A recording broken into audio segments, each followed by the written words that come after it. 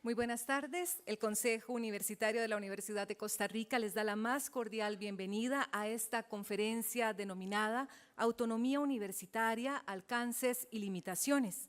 Esta actividad se realiza en el marco de la Semana Universitaria en coordinación con la Federación de Estudiantes de la Universidad de Costa Rica. Nuestro saludo a las señoras y señores miembros del Consejo Universitario, al doctor Jeffrey Chinchilla Madrigal, conferencista de esta tarde, a la señorita Artemisa Villalta Cortés, presidenta de la Federación de Estudiantes de la Universidad de Costa Rica, al personal docente, administrativo y estudiantes que hoy nos honran con su presencia. El saludo también para quienes nos siguen a través de las diversas plataformas digitales del Consejo Universitario. De inmediato vamos a escuchar el mensaje de la presidenta de la Federación de Estudiantes, Artemisa Villalta Cortés.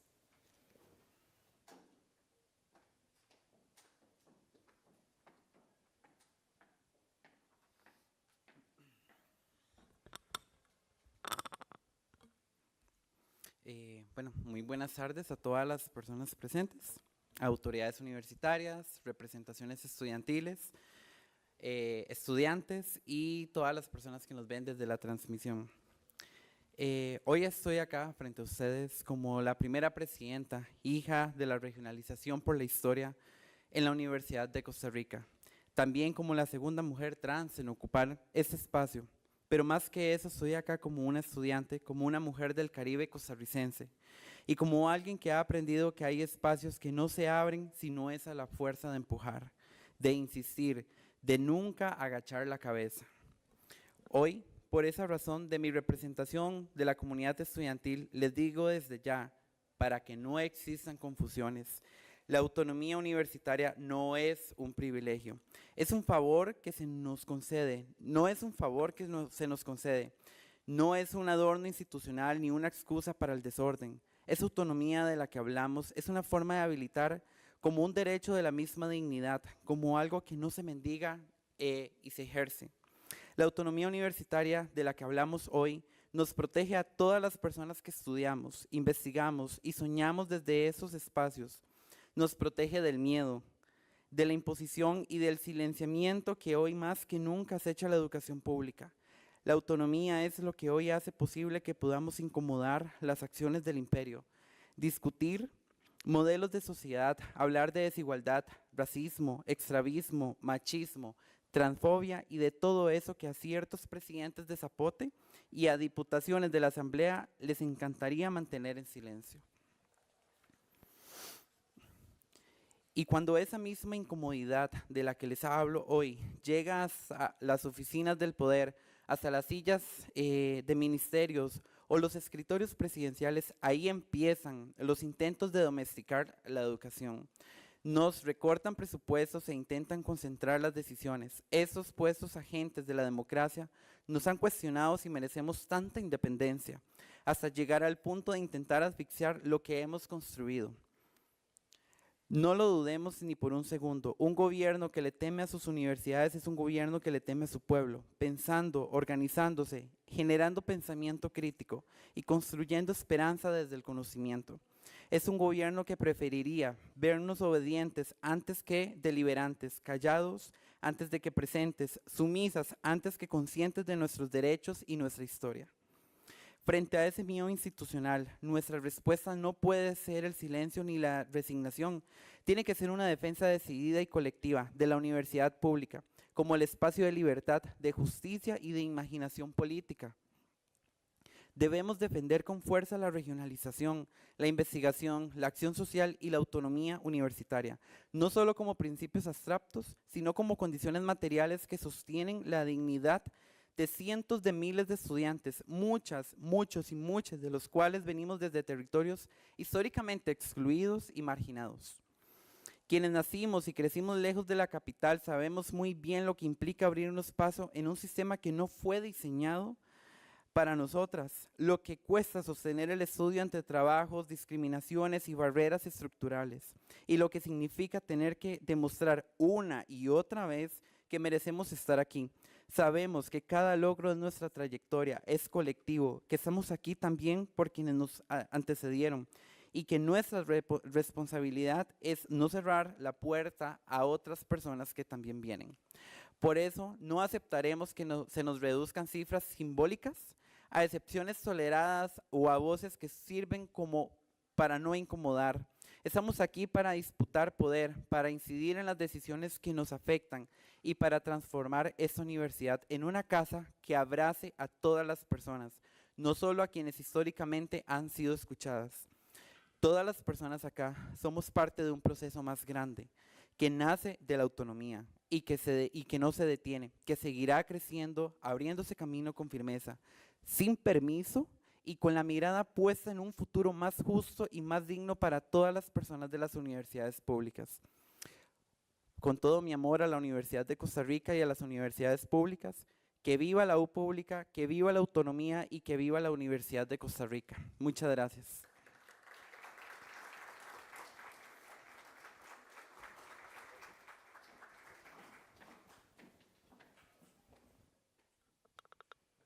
Seguidamente tendremos el mensaje del director ahí del Consejo Universitario, el doctor Sergio Salazar Villanea, por sí y en representación de la señora directora, la doctora Patricia Fumero Vargas.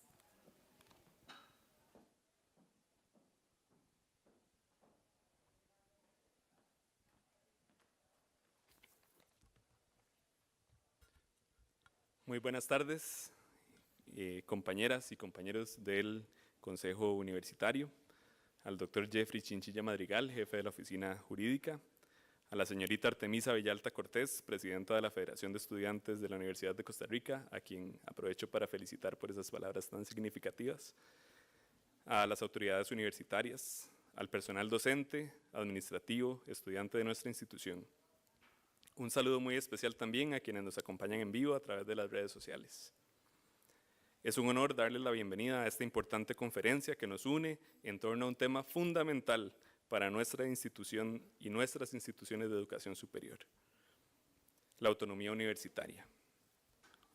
Hace 15 años la Universidad de Costa Rica declaró el 12 de abril como Día de la Autonomía, y hoy, en el marco de la Semana Universitaria y a las puertas de conmemorar el 85 aniversario de esta casa de estudios, desde el Consejo Universitario quisimos abrir un espacio de reflexión desde el cual podamos analizar lo que es la autonomía, sus alcances y limitaciones, y cómo estos tienen una incidencia directa en el quehacer cotidiano de nuestra institución. La autonomía no solo garantiza que las universidades puedan definir sus propios caminos en la enseñanza, la investigación y la cultura, sino que también protege la independencia frente a los grupos de intereses externos y de las fuerzas del mercado. Sin embargo, el abordaje de este concepto como baluarte de nuestra institucionalidad y como derecho constitucional enfrenta múltiples desafíos, desde fuera, con ataques, cuestionamientos y restricciones, pero también internos con fenómenos que amenazan la libre expresión, el debate abierto y la libertad de cátedra. Hoy para mí es un placer presentarles al experto que nos ayudará a entender esta temática y los retos asociados a ella. Se trata del doctor Jeffrey Chinchilla Madrigal, jefe de la Oficina Jurídica de la Universidad de Costa Rica y reconocido especialista en Derecho Universitario. El doctor Chinchilla es un destacado profesional y académico, oriundo de la Fila de Mora en San José. Es doctor en Derecho por la Universidad de Navarra en Pamplona, España, máster en Derecho por la Universidad de Costa Rica y cuenta con varias publicaciones relevantes, entre ellas la Posición Jurídico-Constitucional de la Universidad de Costa Rica. Su experiencia y conocimientos serán de gran valor para profundizar en la importancia de la autonomía universitaria, sus desafíos actuales y las acciones que como institución podemos emprender para fortalecerla. Les invito a que recibamos en este momento al doctor Jeffrey Chinchilla Madrigal. Muchas gracias.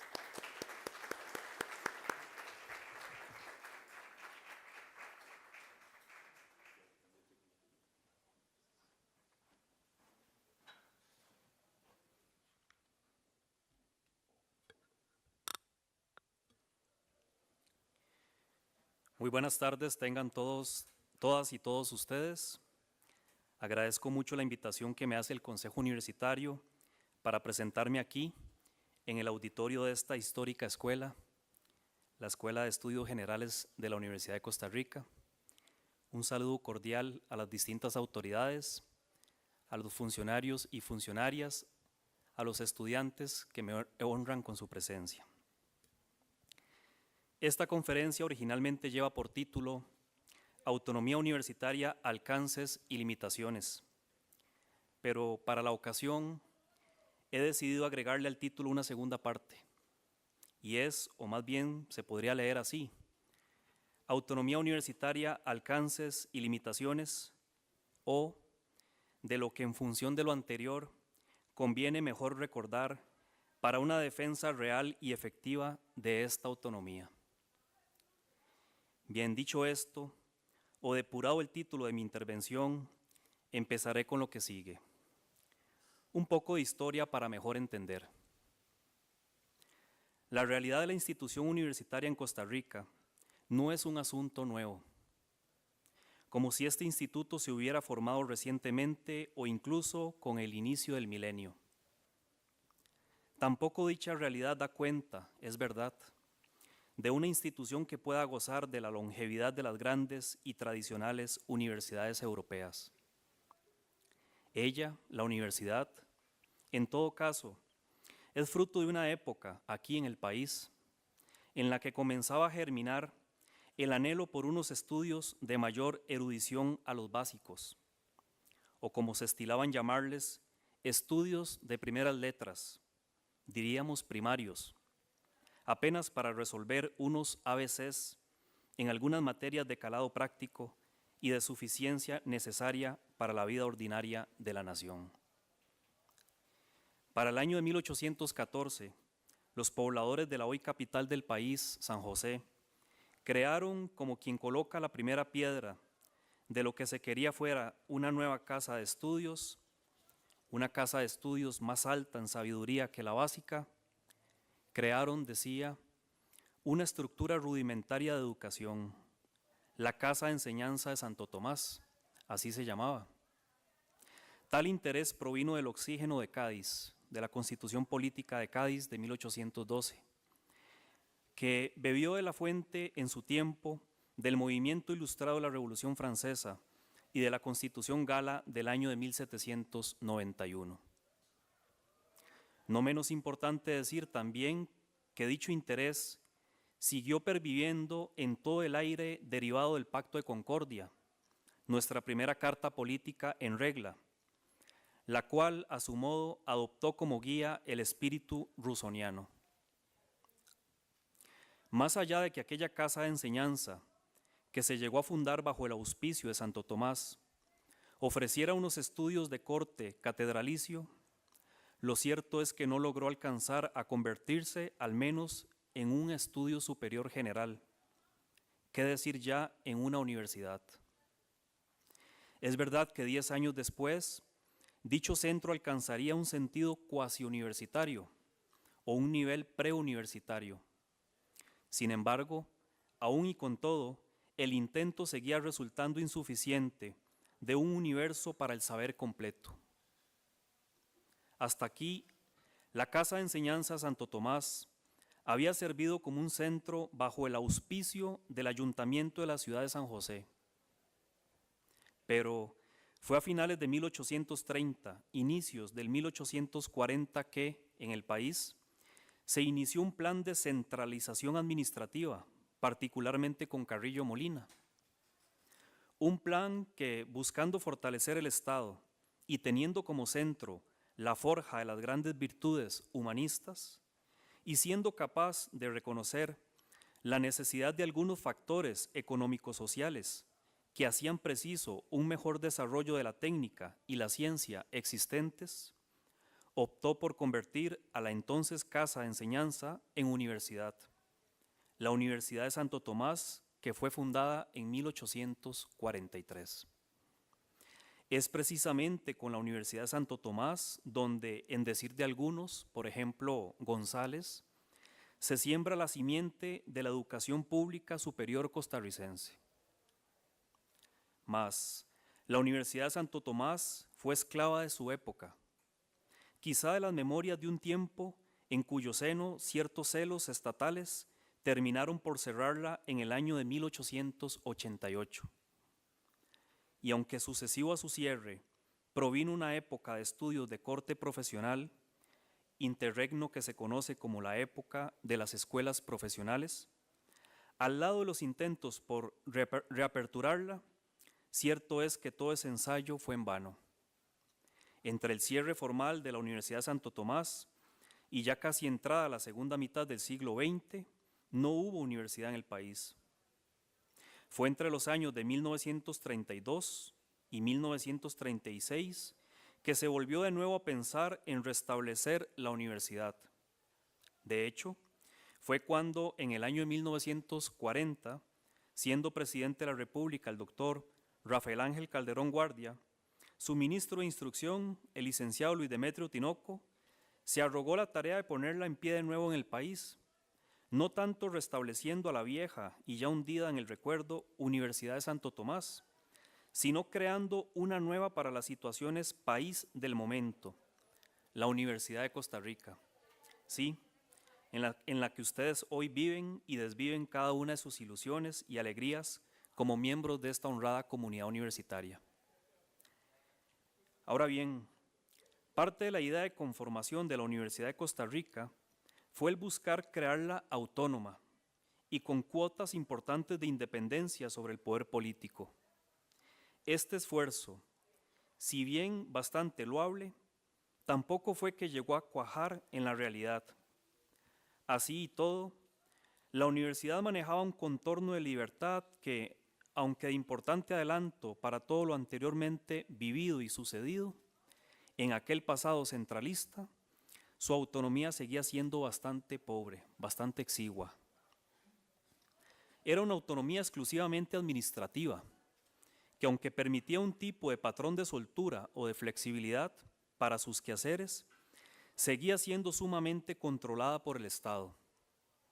Este la acechaba con sus controles políticos, se inmiscuía en los asuntos que tenían que ser de su completa incumbencia. Total, que el proyecto enarbolado por el gobierno que la puso en vigor, el gobierno del doctor Calderón Guardia, por supuesto que fue bueno porque la hizo aparecer de nuevo en el país, en la nación costarricense. Sin embargo, no logró separarle debidamente de los baldones politiqueros. Y así se mantuvo la Universidad de Costa Rica por espacio de 10 años, hasta que en 1949 surge un nuevo orden político nacional con la entrada en vigor de una nueva constitución política.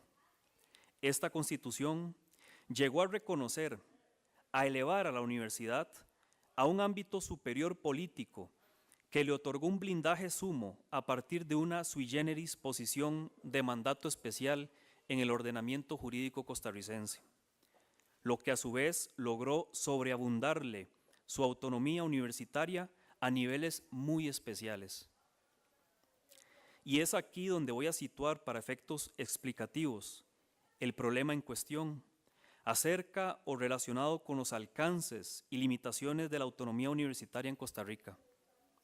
Sobre el resto de la prehistoria y de la historia de la universidad, ya algo he advertido, e incluso con un mayor desarrollo en otros trabajos y estudios, a modo de basamento o remembranza político-jurídica, a la vez que de justificación sociológica sobre lo que es hoy, en su continuidad vital, esta institución universitaria. Como dijeran en su día Alan Janik y Stephen Tolmin en su reconocido trabajo La Viena de Wittgenstein, el que ignora el contexto, sea este político, sociológico, jurídico, histórico, en que se hallan las ideas y las instituciones, se encuentra predestinado o sentenciado a malentenderlas y, peor aún, a malaplicarlas en un futuro mejor. En todo caso, como decía, aquello queda inscrito en otro lado, en otros lugares, para una mejor comprensión vital de la institución, tanto en su nacimiento, desarrollo y resurgir, como en su actual fortaleza jurídica y constitucional. Pero vayamos ahora al desarrollo de la cuestión.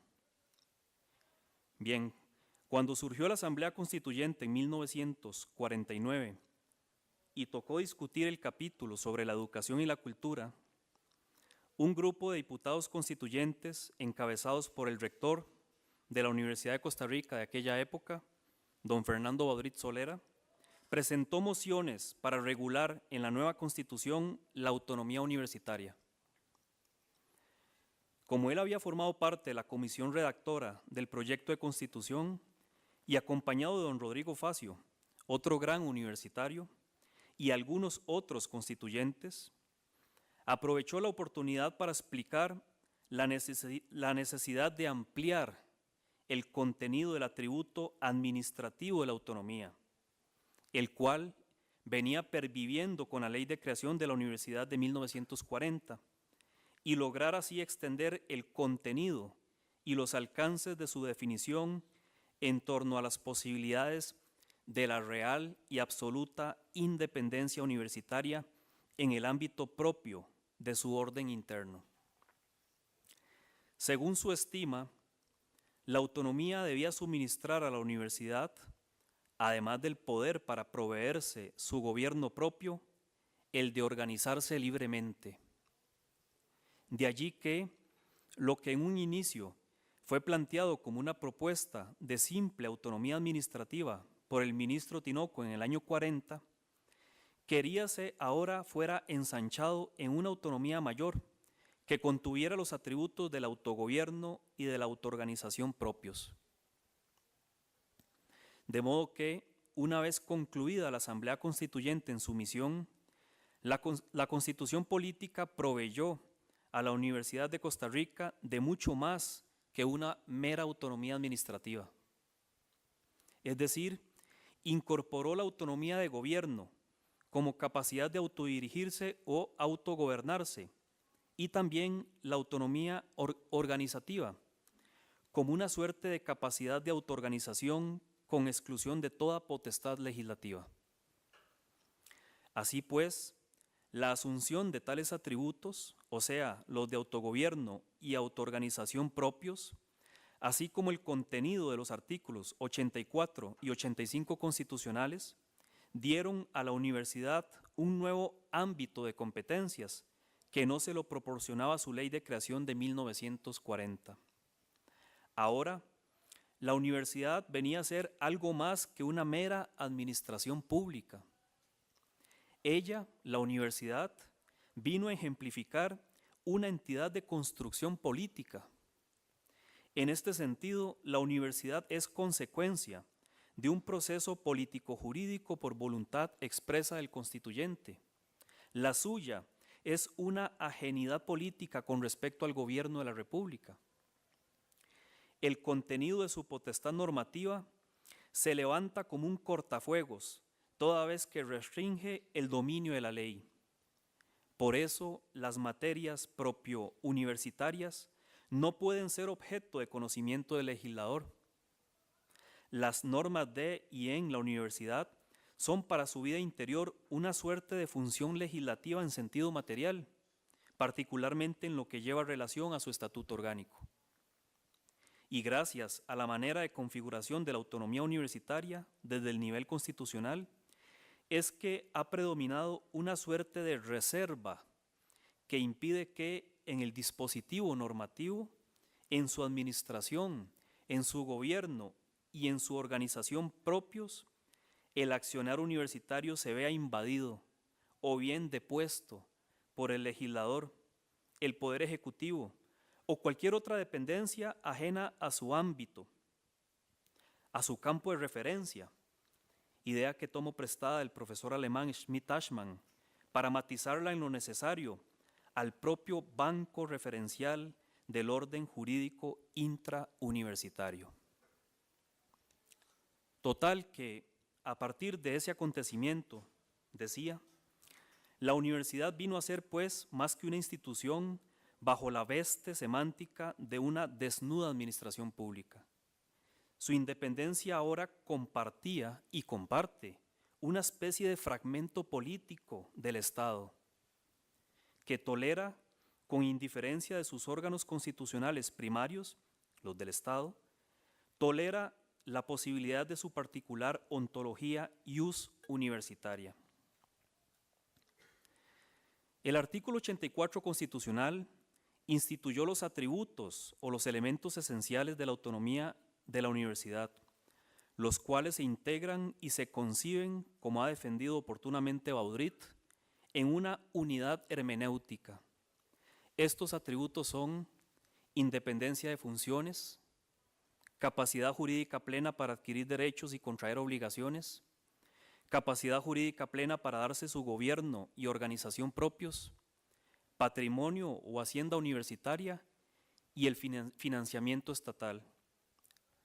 Y en relación con estos elementos, me interesa resaltar, al menos para el fin esencial de esta exposición, la expresa indicación de la independencia de funciones y la plena capacidad jurídica de gobierno y organización, ya que son los que, contrastados con la ley de creación de la universidad del año 40, dan un salto cualitativo en su esencia jurídica.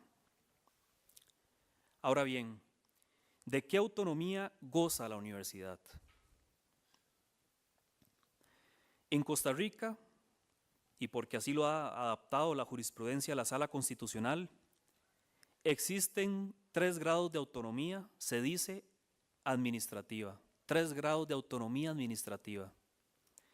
La administrativa en sentido estricto, la de gobierno o mal llamada para mí a veces política, y la de organización, que realmente debería tener un componente político.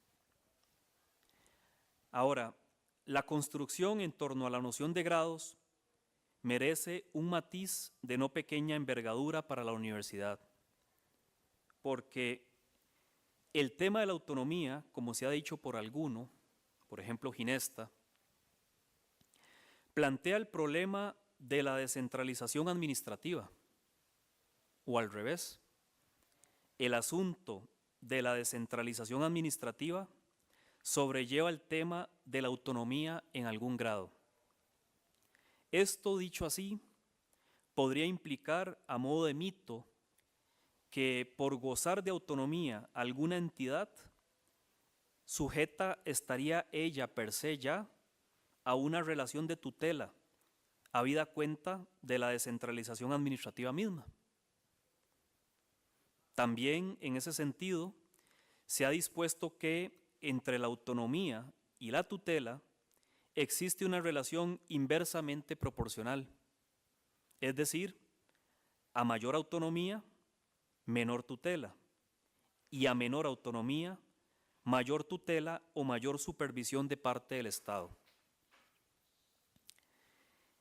En esa línea también algunos, valiéndose de una concepción unitaria de Estado, ven las cosas bajo un bloque uniforme entre los diversos organismos que lo componen, no solo desde el origen de los mismos, sino también desde su funcionamiento.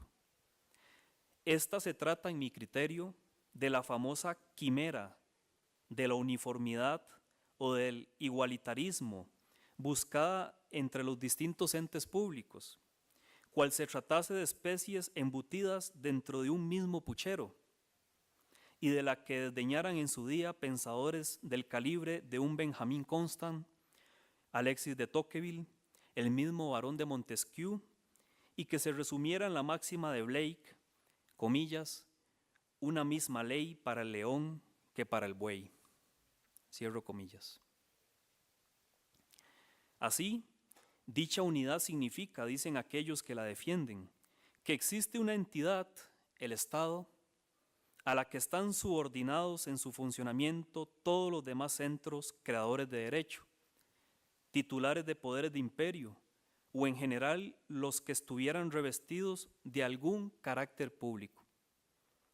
Y siendo esto así, la subordinación se basaría en la eventualidad de que aquel ente mayor, el Estado, pueda o incluso deba intervenir la vida de los demás, vigilando no solo ya su función, sino todo su ser organizacional. ¿Dónde está el rasgo de esta postura? Coincide, según creo, o según me parece, con todo un pensamiento de época en el que, a modo de forzamiento de parte de alguna parte del ius administrativismo nacional, se buscó consagrar una reconstrucción, decía forzada, una reconstrucción de los postulados político-filosóficos que habían sido resueltos en la Constitución por el Constituyente de 1949, en torno a las autonomías de determinadas instituciones y por cuenta, cómo no, la de la Universidad de Costa Rica. Nada extraño es, por tanto, que de toda esa corriente, que también se motivó, por cierto, en la aparición de un famoso libro en el año 65 del siglo pasado, de don Eduardo Ortiz, que se llama La autonomía administrativa costarricense, nada extraño es que se incidiera en la autonomía primitiva de las instituciones autónomas, con la reforma que sufrió el artículo 188 de la Constitución Política en el año de 1968, que les desblindó su autonomía de autogobierno. Muestra de lo anterior fue, por ejemplo, el esfuerzo por atraer al país posturas que pudieran revalidar aquella ideología ius pública, allende que ésta obedeciera a contextos netamente ajenos al nuestro. Y no puedo dejar de evocar aquí unas famosas conferencias brindadas a mediados de los años 60 del siglo pasado en nuestro país por don Fernando Garrido Falla, jurista español, pero por la vía de lo construido por él en torno a la autonomía funcional para aquel particular país español. Ahora, ¿qué problema le atañe esto a la universidad? Bueno, que si, como se ha dicho, la autonomía es simplemente un grado de soltura o de flexibilidad con el que puede actuar el ente, o lo que es igual, un grado de contención mayor o menor por la vía de la tutela, a través del cual podría incidir el Estado, y si la universidad, por lo que he dicho, no está vencida ni controlada por el gobierno en relaciones de tutela interadministrativa, el concepto que en Costa Rica se ha solido estilar de autonomía, afectada por una suerte de dirección intersubjetiva, le queda corto a la universidad.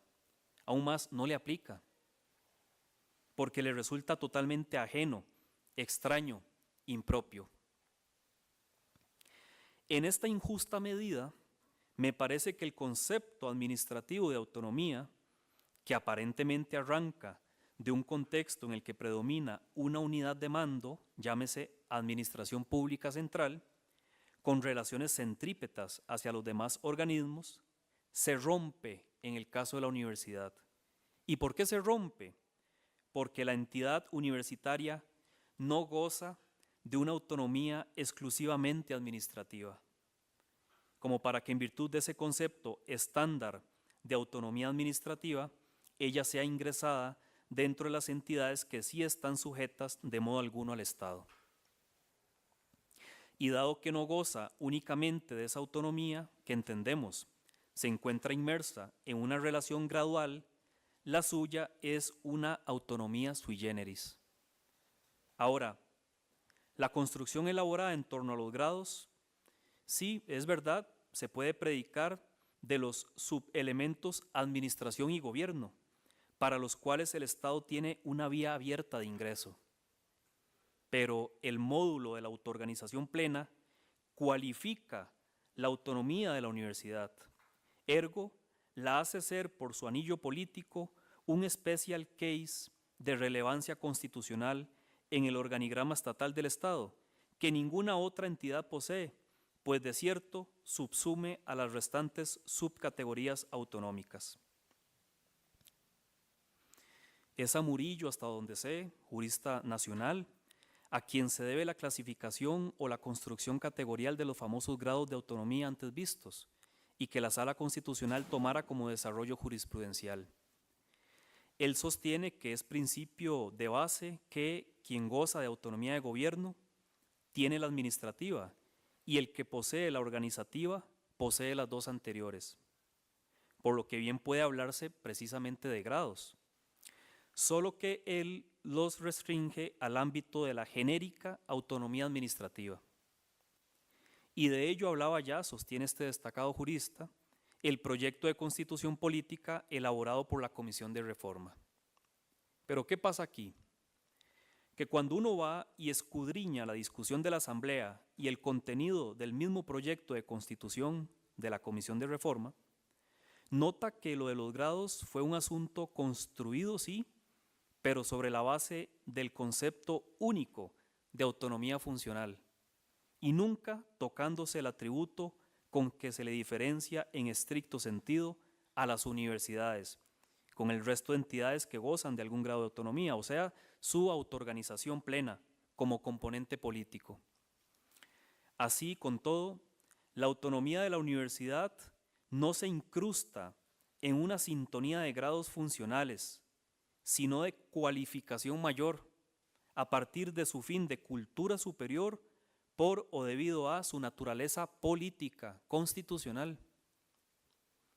El tema de la gradualidad se le agota a ella en el binomio administración-gobierno, porque si fuera que la universidad solo hubiera recibido aquellos dos componentes anteriores, entonces hubiera sido irrebatible que ella sí estaría sujeta a una tutela interadministrativa por parte del gobierno.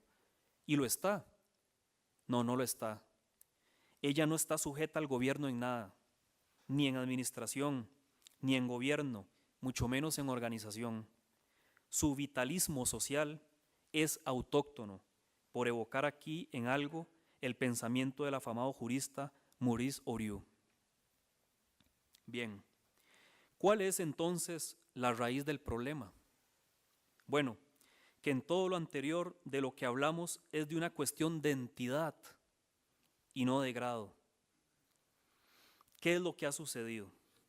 Lo que ha ocurrido es que la autonomía constitucionalmente ensayada en la Constituyente del año 49 despachó un conjunto de propiedades de dos o más subtipos o subelementos de autonomía al mismo tiempo.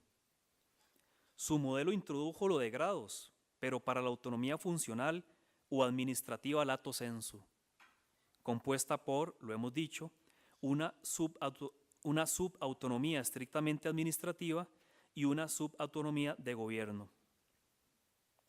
Pero resulta que la autonomía de las instituciones de cultura superior, entiéndase universidades, también fue un tipo o una categoría, eso sí, rehuida o evadida de aquella otra categoría, la de autonomía funcional o administrativa en sentido amplio, que partiendo de la base estructural o de la matriz genérica autonomía, hizo que la disposición de sus elementos la constituyeran en una entidad diferente, ya lo decía antes, en un fragmento político del Estado. Así pues, y de modo esquemático, tenemos una estructura o una base primigenia general, autonomía con mayúscula, como una especie de tipo amplio, la cual sería repartida de la siguiente manera, ya se tratase de sus elementos o tipos específicos, lo que nos haría dividirla en dos: autonomía funcional, bifurcada en administrativa y de gobierno, y autonomía político-organizativa, o ya se tratase de el componente institucional, la naturaleza jurídica institucional, en instituciones autónomas gozando de autonomía funcional, y me refiero a la autonomía funcional primigenia, o instituciones de cultura superior, universidades, gozando de aquella autonomía funcional, pero también de la autonomía organizativa. Es tema prima facie señalar que en la relación autonomía funcional y autonomía organizativa no existe, a diferencia de cómo la literatura y la práctica forense lo han tratado, una suerte de escalerilla o de grados, sino una cualidad divergente debido al origen o a la real naturaleza en el encuadre político-jurídico de aquellos atributos.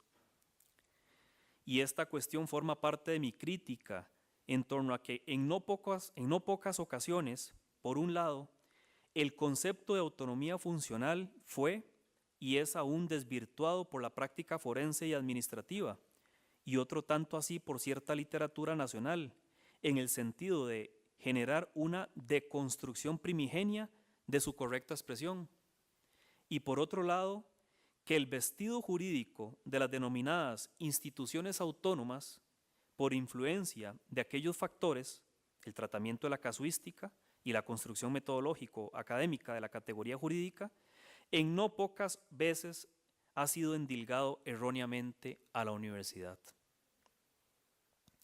Considero que estos dos pseudoaxiomas acarrean un grueso y severo error de bulto, engendrado de los efectos aplicativos del método de acercamiento al instituto en cuestión, y que por tal motivo conviene que sea restituido en su justo elemento para diferenciar a la universidad de aquellas otras entidades, instituciones autónomas que no lo son.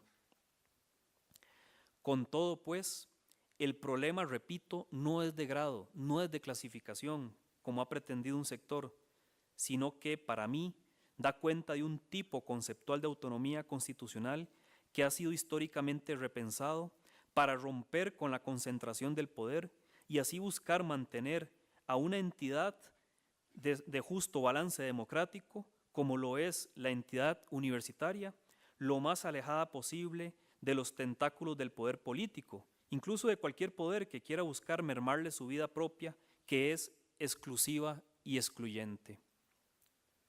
Dicho todo lo anterior, ¿cuál sería la peculiaridad de la universidad en Costa Rica? Bien, por todo se puede concluir que del criterio prescriptivo de que la Universidad de Costa Rica y el resto de universidades hermanas conservan una autonomía o una independencia, no se sigue que se esté cara a una institución con mera autonomía funcional. La conclusión que se sigue es que la universidad es una institución con autonomía y no una institución autónoma. Además, su autonomía es de entidad y no de grado. Y dos son los elementos con los que yo valido la tesis que aquí expongo. Uno es la justificación histórico-jurídica, esto es, la finalidad buscada por el constituyente. Al examinarse el proyecto original propuesto por la comisión redactora, así como el proyecto que la Junta Fundadora remitió a la Asamblea Nacional Constituyente para la discusión de la Constitución actual, ninguno de los borradores, dispuso que la universidad fuera apreciada o clasificada como una institución autónoma. El proyecto de Constitución elaborado por la comisión redactora aclaraba en su exposición de motivos que el título relativo a las instituciones autónomas implicaba una verdadera innovación desde el punto de vista constitucional, pero no desde el punto de vista legal, ya que desde hacía algunos años se venían regulando algunas entidades públicas que, dadas las funciones técnicas puestas a su cargo, habían sido dotadas de grados de autonomía con respecto al poder central. Se decía cuáles instituciones había que juzgar de autónomas atendiendo al carácter técnico de las funciones. Contrariamente, para la universidad no se quiso una función técnica, menos industrial o en general de servicios auxiliares, controlada por el Estado. Además, el título 12, capítulo único de aquel proyecto de la comisión redactora, que determinaba en sus artículos 260 y 267 a las instituciones autónomas y las enumeraba en una lista específica, nunca incluyó, precisamente por su naturaleza, a la Universidad de Costa Rica como una de esas entidades. De hecho, la cuestión se aclara cuando uno observa en detalle las actas de discusión de la Asamblea Constituyente. Así, por ejemplo, en el acta número 138, y ante una duda de un diputado constituyente, el constituyente don Rodrigo Facio Brenes aclaró lo siguiente, comillas, dentro de la estructura general del proyecto de 1949, del proyecto de Constitución Política, a la Universidad de Costa Rica no se la consideró nunca como una institución autónoma, sino como una institución de cultura superior. Cierro comillas. El otro elemento con el que acuerpo la tesis aquí defendida es su justificación sistemático-positiva, o sea, ¿qué fue lo dispuesto en el texto constitucional? El constituyente ubicó a la universidad dentro del título 7 de la cultura, de la educación y la cultura en la Constitución Política vigente. Y por si fuera poco, la redefinió en el artículo 84 constitucional como una institución de cultura superior con independencia para el ejercicio de sus funciones y con plena capacidad jurídica para adquirir derechos y contraer obligaciones, así como para darse su gobierno y organización propios. Dos fueron y son, en mi estima, los elementos que revelan una especial consideración de su parte. Uno es su posición dentro de la estructura estatal, es decir, dentro del marco constitucional de ubicación, lo que yo he llamado su posición jurídico-constitucional. El otro es el sentido directo gramatical, que deriva de su norma fundamental, la cual describe sin duda alguna una sustancia jurídica muy distinta, muy diferente en comparación con las instituciones autónomas. En un sentido muy diferente a ella, a la universidad, las instituciones autónomas fueron previstas en otro título, en el título 14 de la Constitución Política, lo hemos repetido, como autónomas, no como instituciones de cultura superior. Lo que es más, la desnuda descripción que hacen los artículos 188 y 189 a priori excluye subsumir a la universidad en dicho apartado constitucional. En conclusión, pienso que la aparición de la institución universitaria en Costa Rica, al menos en lo que he llamado su prehistoria e historia, se encuentra marcada por un contexto muy particular. En lo concerniente a su creación, su elemento autonómico ha sido siempre una bandera de lucha constante. Sin embargo, el orden constitucional vigente hizo que su posición jurídica fuera renovada. Lo anterior reforzó su autonomía constitucionalmente, pues se le revistió de un nuevo estatus jurídico netamente diferente al del resto de entidades. Esta situación permite desligarla de las denominadas instituciones autónomas, con las que en ocasiones se le ha querido asociar y hasta confundir. La autonomía de la universidad no se justifica en el tipo institucional calificado para estas instituciones autónomas, sino en virtud de su quehacer, sus funciones y sus fines de cultura superior que están otorgados en la Constitución Política por el constituyente. La esencia y la naturaleza jurídicas de la universidad le hacen poseer un lugar especial en el ordenamiento jurídico costarricense, una sui generis posición jurídico-constitucional que, aunque por algunas personas se trate de obviar, confundir o inclusive degradar, resulta difícilmente subyugarla. Muchísimas gracias.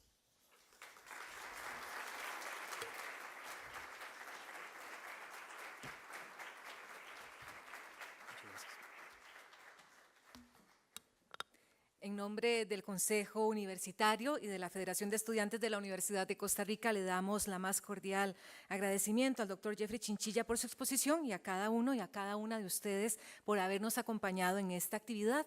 Recuerden seguir las redes sociales del Consejo Universitario a través del canal de YouTube y del Facebook. Muy buenas tardes.